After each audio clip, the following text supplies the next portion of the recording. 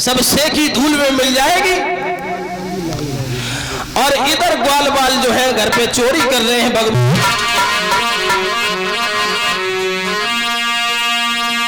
श्वास श्वास में हरि भजो और वृथा श्वास मत खोए, पता नहीं इस श्वास को सुहावन हो न हो। तो मांग रहा जिस रूप को और पूरक दोनों छाप, पता नहीं इस रूप पे सुतल उपजे विलास। तो गोविंद गाड़ी धीर में और हम सुमिरते हैं कोई, पति राखी प्रहलाद की सुबह भरोसो मोर।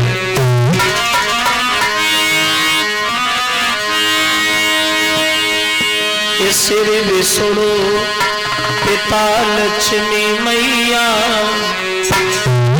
पति मेरी रखो। श्री विष्णु पिता लक्ष्मी मैया, पति मेरी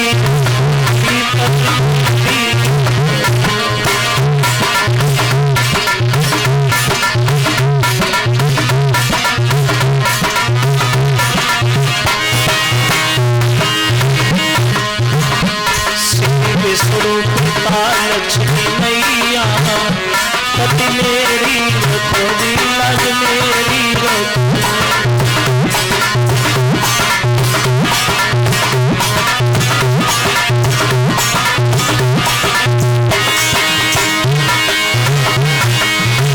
क्षीर सिंधु में करो निवासो, क्षीर सिंधु में करो निवासो।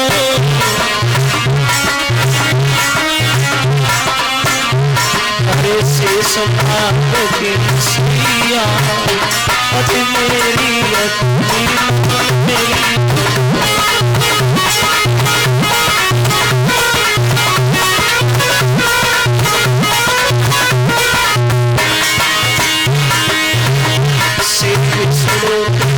लक्ष्मी, पति मेरी रखो, लाज मेरी।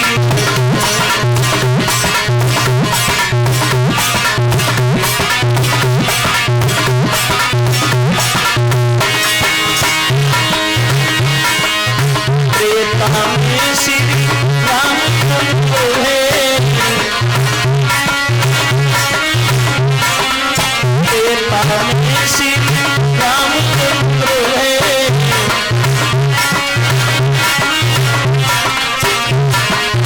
कौशल्यासी मैया, पति मेरी मेरी।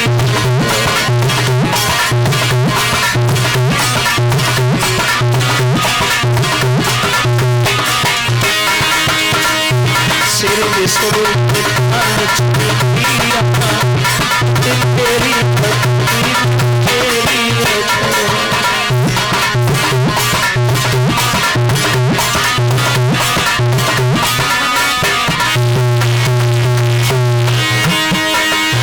द्वापर में श्री कृष्ण पधारे,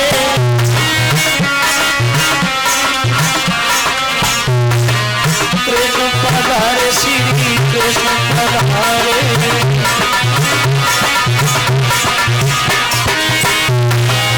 पलकाओ सो भैया, लीला तेरी।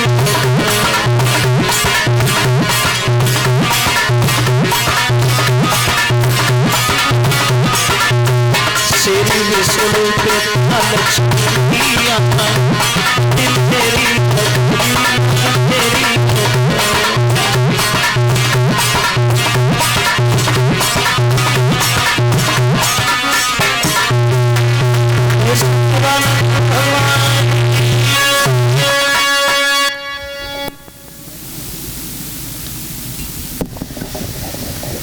आदरणीय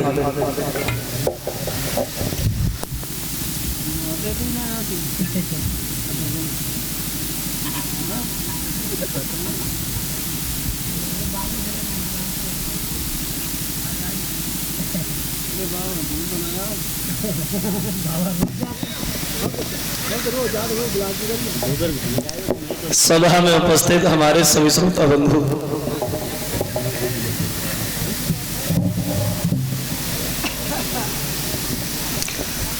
देखें थोड़ी देर प्रसंग जहां चल रहा था भगवान यादव सरकार योगी राजकृष्ण के बारे कि भगवान कन्हैया का अवतार तो हुआ है मथुरा के जेल खानों में, और इनकी बधाई जो है वो बाबा नंद के गोकुल में बजाई गई। भगवान जब थोड़े समझदार हुए हैं तो सबसे पहले कन्हैया ने माखन चढ़ाने का काम शुरू किया। गोपियों के घर में जाते हैं श्याम, माखन को चुरा चुरा के खाते हैं, तो गोपियां भगवान कन्हैया की शिकायत लेकर के यशोदा के करीब आती। इसी बहाने से भगवान के दर्शन करती अपने जीवन को सौभाग्यशाली समझती। एक दिन कन्हैया घर में चोरी करते हुए पकड़े गए। ग्वाल बाल बोले आज किधर चलोगे श्याम माखन खाने? कल तो गोपी ने पकड़ ली, आज किधर चलोगे श्याम? तो मनसुखा बोला कन्हैया आज हम लोग अपने ही घर में चोरी करें। बोले किन के घर करोगे? बोले यशोदा के घर करो, क्योंकि अगर चोरी करना सीखे तो सबसे पहले अपने घर में ही चोरी करे। चोर तो घर से ही बना जाता है श्याम, क्योंकि घर में अगर पकड़ जाओ तो उतनी मार भी नहीं पड़ेगी जितनी बाहर पड़ती। और ग्वालों ने सलाह मिलाई और यशोदा घर नहीं है तो घर खाली देख करके घर में प्रवेश करेंगे। दही की गागर को उठाया, तोड़ दिया, माखन फैल गया, खाने लगे। अब वो मनसुखा माखन भी खा रहा है, हंसता भी जा रहा है, बातें भी खूब बना रहा है श्याम। आज माखन खाने में बड़ा आनंद आ रहा है। कन्हैया बोले हाँ मनसुख भाई आनंद क्यों नहीं आएगा? आज हमारी फूटी है, जब कल तेरी फूटेगी तब हम पूछेंगे आनंद आ रहा है या नहीं आ रहा। तब तक यशोदा मैया घर के अंदर घुस गई और जो ग्वालों को देखा तो कन्हैया को पकड़ लिया, श्याम इधर आओ। आज तक कोई भी गोपी तुम्हारी शिकायत लेके हमारे करीब आई, मैंने कभी उसकी बात में विश्वास नहीं किया। और आज जब तुम अपने घर में नहीं मान रहे तो भला दूसरे के घर में कैसे मानते होगे श्याम? तो कन्हैया बहाना बना दिए, बोले मैया ये माखन हमने नहीं खाया है। बोले तुमने नहीं खाया? आंखों के सामने झूठ बोल रहे हो कि माखन तुमने नहीं खाया। जब तुमने माखन नहीं खाया तो ये दही की गागर कैसे टूटी?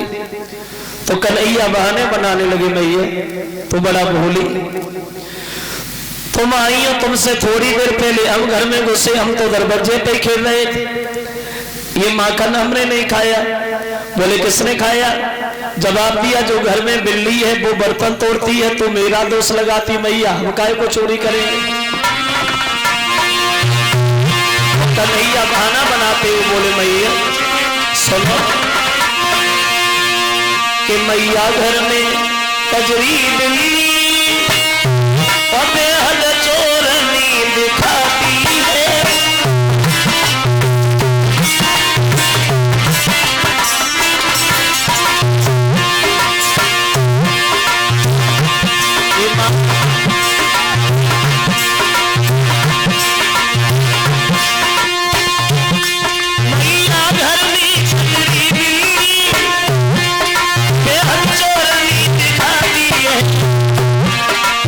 बर्तन तोड़ गिराती है, मेरे दोस्त लगाती है।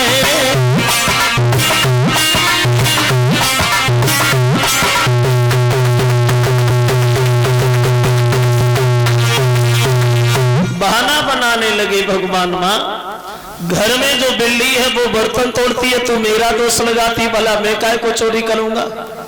अरे चोरी तो वो करते हैं जो भूखे रहते हैं, हमारे घर में काय की कमी? तो यशोदा बोली, ये श्याम बहाना बहुत बनाते, आज हम तुम्हें छोड़ेंगे नहीं, तुम्हें बांधेंगे और पूरे दिन भूखा रखेंगे, भोजन भी नहीं दिया जाएगा श्याम, तब हम देखेंगे दूसरे के घर में कैसे जाओगे चोरी करने।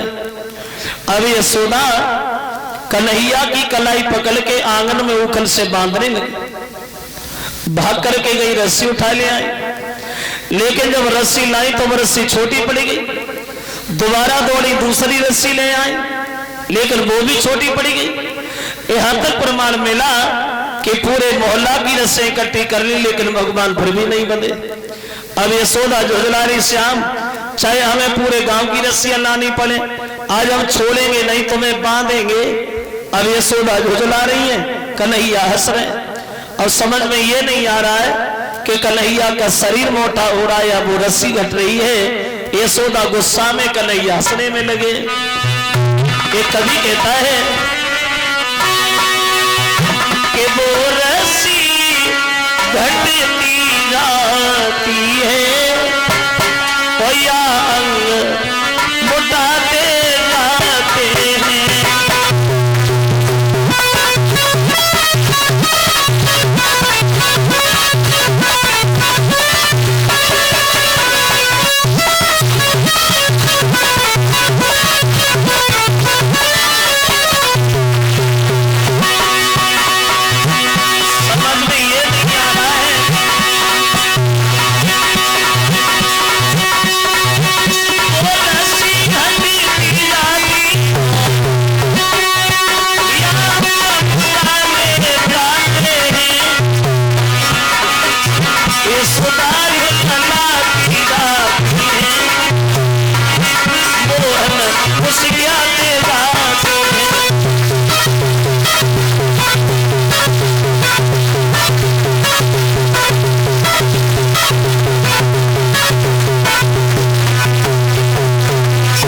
यशोदा झुझला रही है, कन्हैया हंस रहे।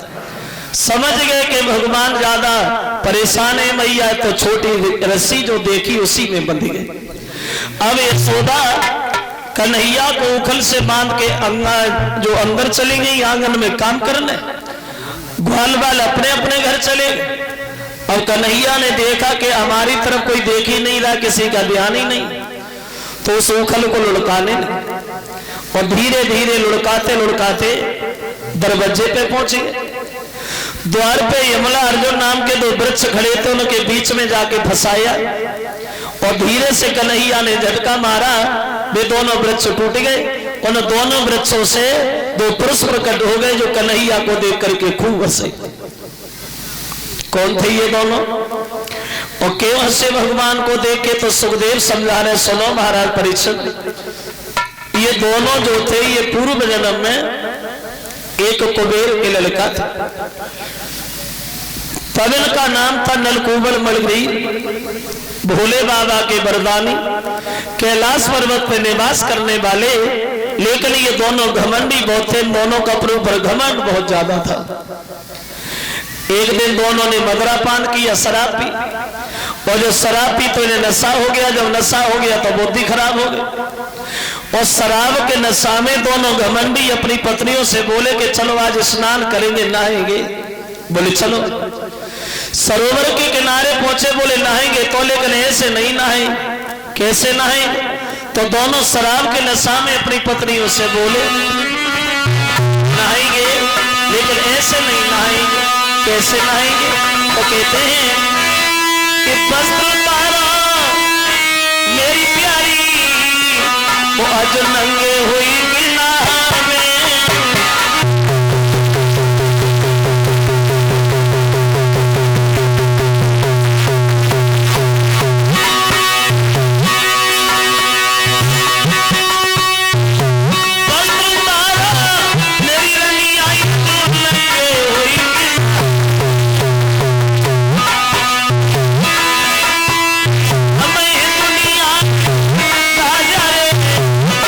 Oh,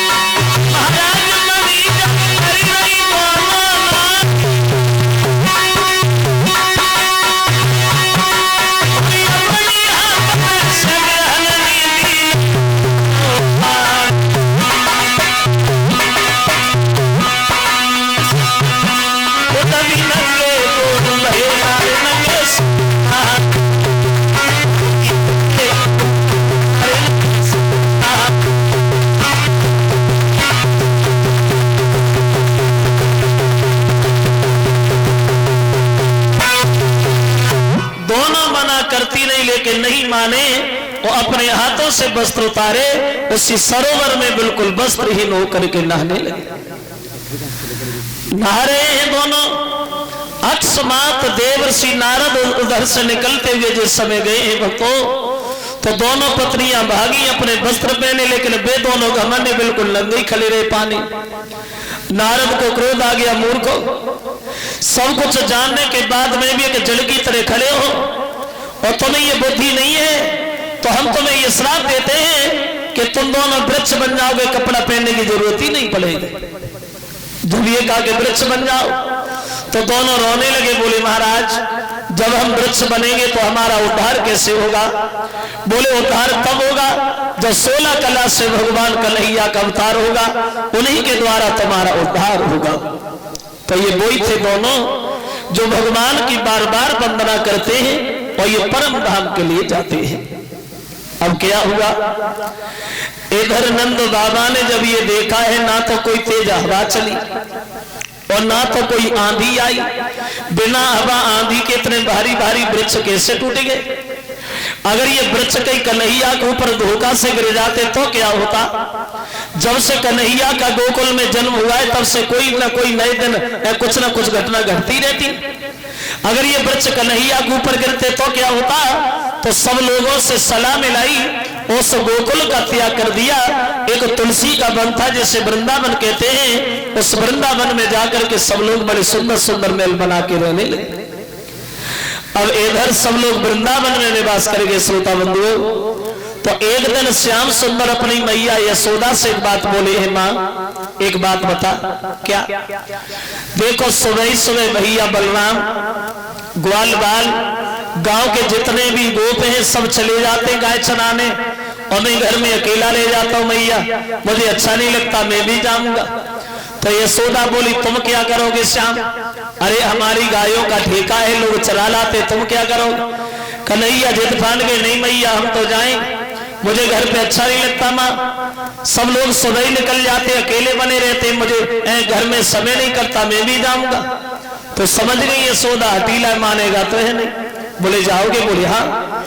तो कहने लगे हैं कि चले जाओ, लेकिन एक बात ध्यान रखना कन्हैया, हर जगह जाना लेकिन भूल करके एक जगह नहीं जाना। का नहीं जाना? तो यशोदा समझाने लगी, लाला तुम्हारी जहां इच्छा हो वहां जाना, लेकिन एक जगह तुम नहीं जाओगे। कहा नहीं जाओगे? तो यशोदा बोली है, श्याम मेरो लालो सोनो कन्हैया,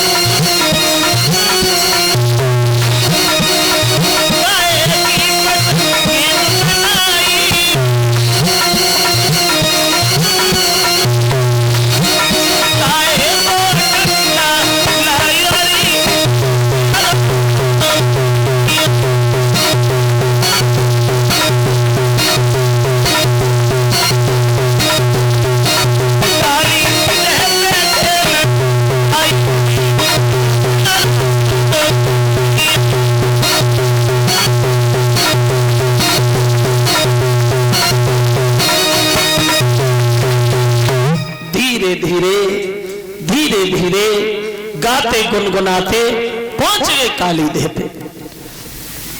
और जब काली देह के किनारे पहुंचे तो दामा ने कन्हैया को गेंद तो हाथ में दे दी और कहने लगा है, श्याम अब खेल तो रहे हो, तैयार तो हो गए हो खेलने के लिए, खेलो खूब खेलो, जब तक इच्छा हो तब तक खेलो, लेकिन एक बात ध्यान रखना, ये गेंद हमारी कहीं धोखा से चली न जाए। अगर धोखा से कहीं खो भी गई तो हम आपके बहकाने में नहीं आएंगे। तुमसे जई वाली गेंद मंगवा ले।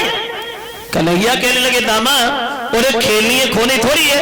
बोले वो तो ठीक है लेकिन हमारी गेंद कहीं चली न जाए। मनसुखा बोला श्याम गेंद किधर है? बोले गेंद तो मेरे पास। जवाब दिया तेरे पास गेंद है तो फिर पागल की बातों में काहे को लगा है? अब बोला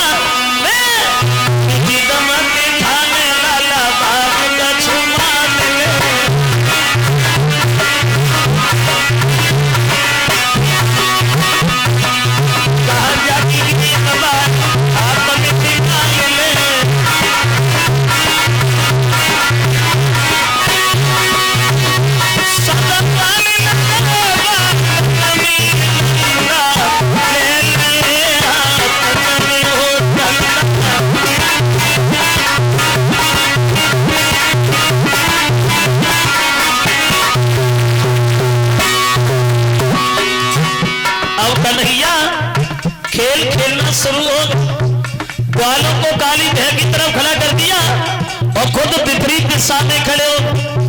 अब कन्हैया ने गेंद पकड़ी और फेंकी और आवाज लगाई दामा देख गौर से देख अरे गेंद आ रही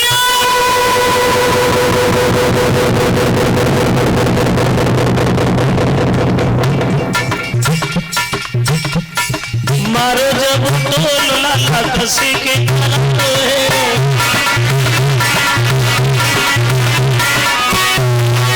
गेंद पीछे भाग भाग मनसुखा को हारे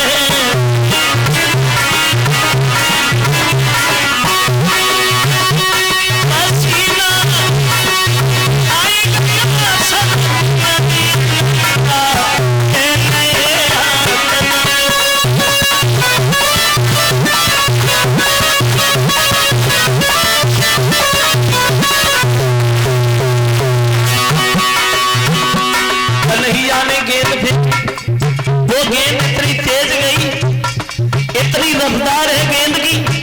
ग्वाल बाल पीछे भी दौड़े हैं लेकिन गेंद पकड़ नहीं पाए और वो गेंद सीधी काली देह में जाके गिरी।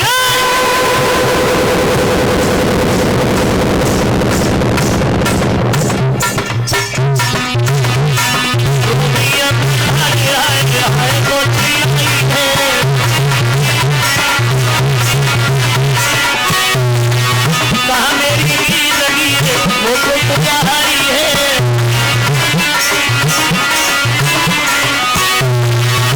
आंसू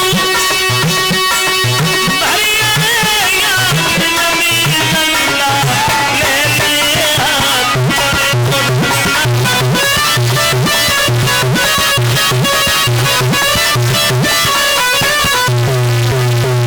कन्हैया ने गेंद फेंकी और वो गेंद इतनी तेज गई वो तो ग्वाल बाल पीछे भी दौड़े लेकिन गेंद नहीं पकड़ पाए और वो गेंद सीधी काली देह में जाके गिरी।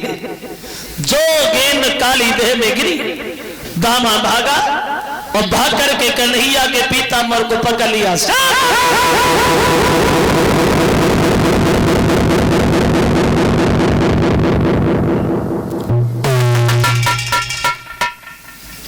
खेलने से पहले कितनी बार मैंने तुमसे कहा कि मेरी गेंद कहीं चली न जाए खो न जाए। जानबूझकर तुमने मेरी गेंद काली देह में डाली है। हमें गेंद दो और वह गेंद चाहिए जो हमने तुम्हें खेलने की दी थी समझ गए। तो कन्हैया कहने लगे दामा चिल्ला काय को रहा है? अरे जानबूझ के थोड़ी डाली और हमें क्या पड़ी जो हम लोग जानबूझ के डालेंगे। खेल तो अपना ही खराब हुआ ना। धोखा से चली गई और चली गई तो जाने दे। चलो घर चलो मैया से कहेंगे तुझे दूसरी गेंद मारो। दामा बोला दूसरी तीसरी नहीं गेंद तो वह चाहिए जो हमने तुम्हें खेलने की दी थी समझ गए।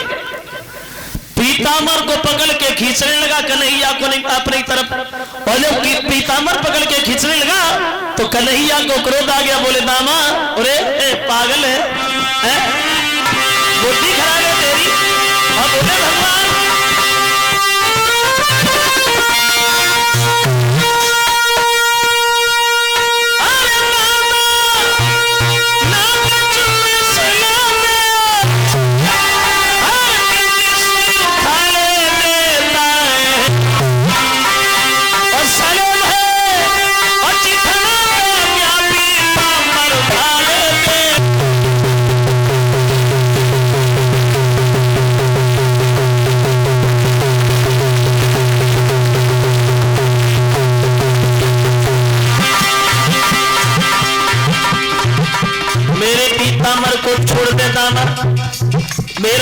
पीताम्बर फट जाएगा।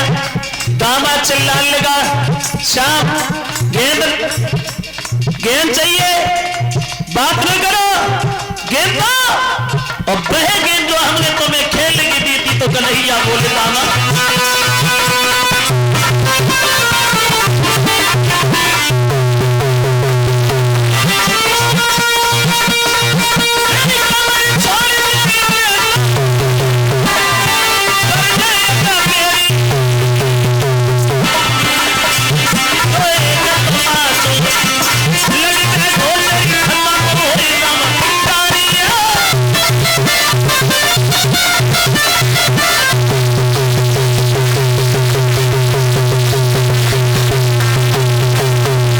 कन्हैया ने जवाब दिया, दामा मेरे पीताम्बर को छोड़ दे। अगर मेरा पीताम्बर फट गया तो एक तमाचा लग गया तो तेरी बुद्धि ठिकाने में आ जाएगी। हमें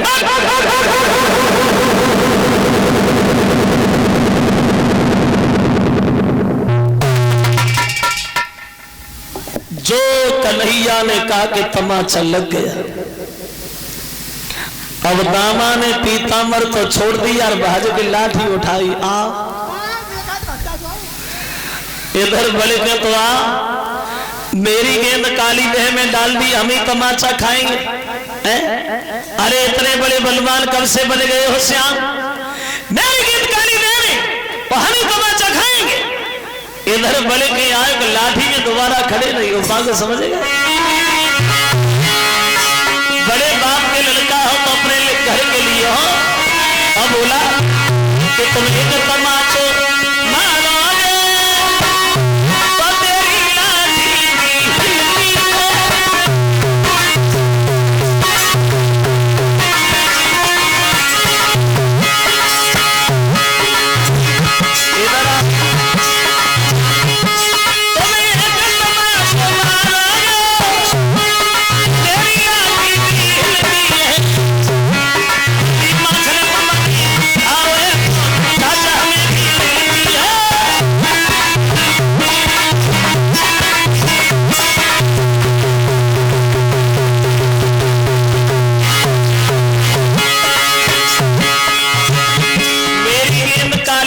इधर तमाचा खाएंगे। इतने बड़े बलवान कब से बन गए हो श्याम? अगर इतने बड़े बहादुर हो तो दामा बोला, कन्हैया सुनो,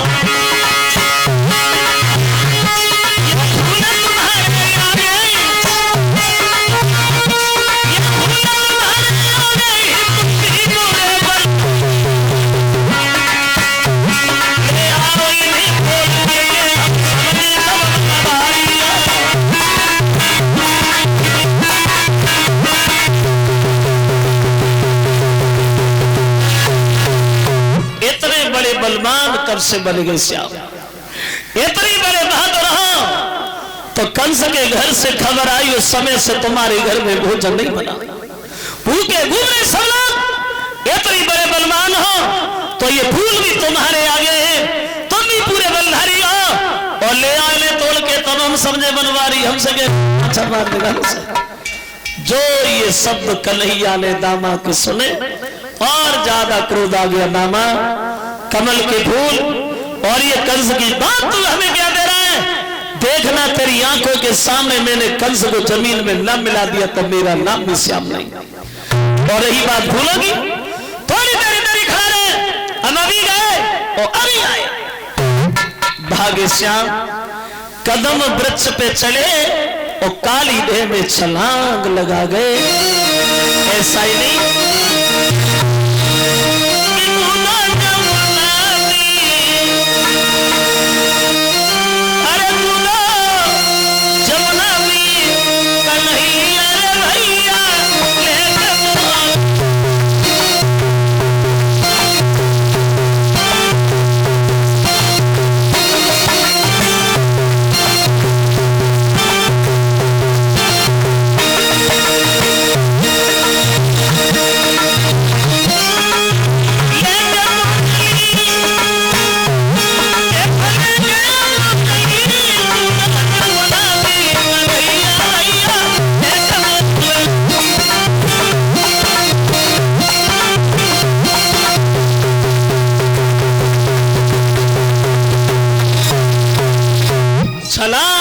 लागे काली देह में भगवान, जो कन्हैया काली देह में गिरे तो ग्वाल बाल दामा को गालियां बकने लगे। दामा ये तूने क्या कर दिया, एक तुच्छ सी गेंद के पीछे तूने कन्हैया को मार दिया। दामा मैया सुनेगी तो जिंदा नहीं छोड़ेगी। दामा रोने लगा, मनसुख भैया मुझे नहीं पता था कि कन्हैया ऐसा करेगा, मैं तो वैसे ही मजाक में बोल दिया था। अब इधर यशोदा को किसी ने जाके बता दिया कि कन्हैया काली देह में गिर गए। पहले कंस ने दुख से दुखी, ऊपर से जब ये और सुना कि कन्हैया काली देह में गिर गए, पछाड़ खा के मैया आंगन में गिर गई। रे कन्हैया ये तूने क्या किया। मां यशोदा, गांव के लोग सब भाग खड़े हुए काली देह के किनारे। यशोदा काली देह में कूदने को दौड़ी, लेकिन तब तक बलराम ने हाथ पकड़ लिया। मैया रोए, तसल्ली धारण। मां जिन्हें हम लोग आज तक साधारण बालक समझते रहे, वो बालक नहीं है भगवान। जिन्होंने 5 दिन की उम्र में पूतना जैसी भयानक राक्षसी का वध किया हो, 27 दिन की उम्र में सकता सुत्रना व्रत को मारा हो, मैया वो कोई इंसान नहीं हो सकते। मां आएंगे श्याम, तसल्ली धारण करो। इधर तो बलराम सबको समझा रहे और उधर कन्हैया पहुंच गए। वहां बोले कहां, बोले जहां वो कालिया नाग गहरी नींद में सो रहा है। अब वो नागनियां जग रही हैं बाहर। एक नागनियां दौड़ी और भाग करके कन्हैया की रास्ता घेर के खड़ी हो गई। कौन डर नहीं लगता? किस्मत के बढ़िया हो जो हम जग रहे, हमारे पति सो रहे।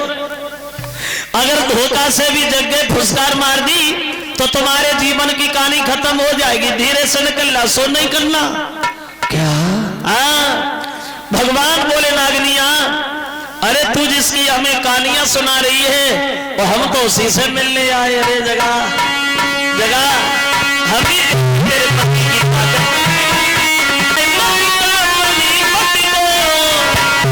और मुझ बात उसी से करना है।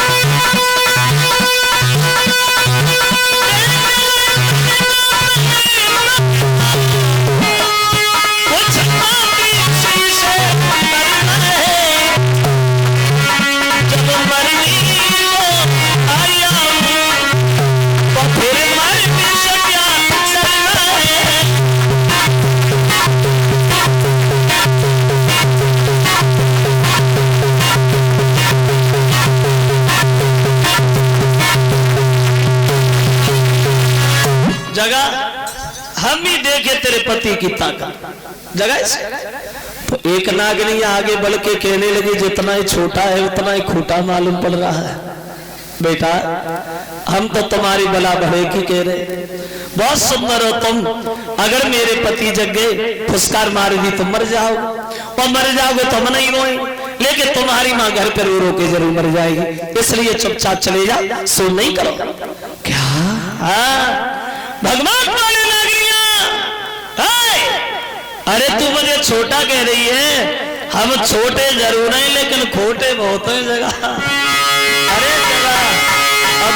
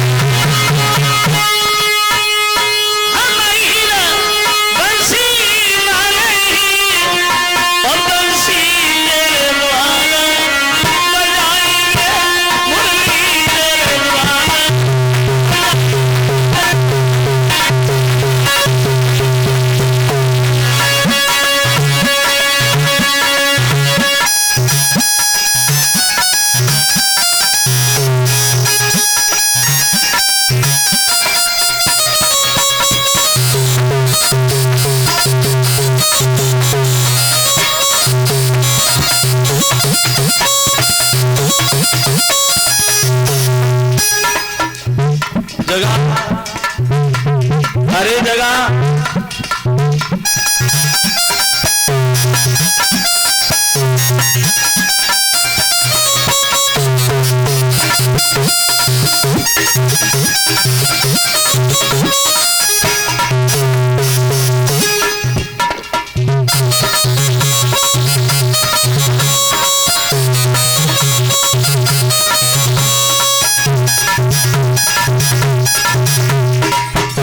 नहीं जगाओ तो हमें जगाना भी आता। क्या किया भगवान ने? आगे बढ़े इतना